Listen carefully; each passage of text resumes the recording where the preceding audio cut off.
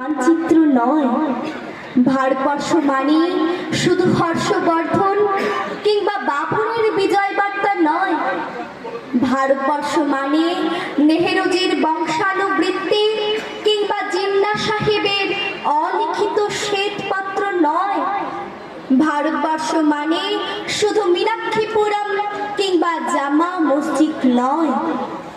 ভারতবর্ষ মানে এক ভালোবাসা, আমার তোমার শব্দের, সঙ্গীতের, জীবনের, আকাশের, মাটির।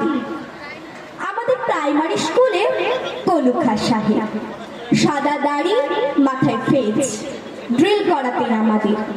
ডান বা ডান বা সস্নেহে সতর্ক করতেন, বাবা সকল পা আর হাত মিলিয়ে মিলিয়ে ফেলো। কলুখা সাহেবের গোড়ের মাটিতে আজ ফেরেশতার হাসি ভারতবর্ষের চিরাগ হয়ে চলছে।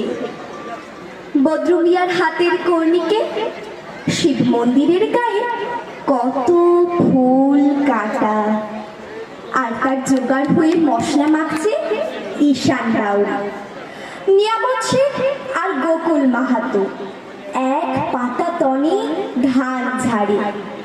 সোনালী গোবিন্দ ভোগের খামারি ঠিকরে পড়ে সোনালী আলো।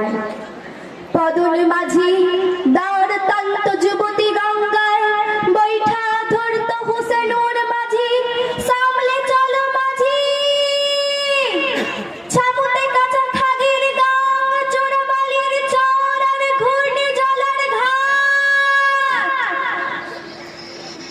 আমার ভারতবর্ষে কোনো গেরুয়া রাজনীতিবিদ কিংবা ইমামের নির্দেশিকা নেই।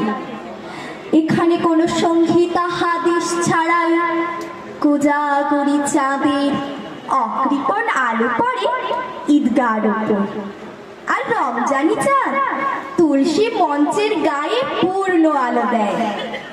আমার ভারতবর্ষ মানে রবি ঠাকুরের মধ্যে নজরুল, রবি শঙ্কর আর আলী আকবরের যুগলবন্দি, গণেশ পাই আর মকবুল ফিদার রঙিন ছবি। আমার ভারতবর্ষ মানে লালন ফকিরের গান।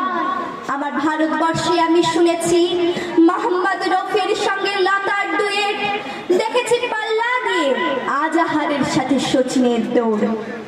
খেলার মাঠের প্রান্তে দাঁড়িয়ে শুনেছি নঈমুদ্দিনের তদারকি চিৎকার,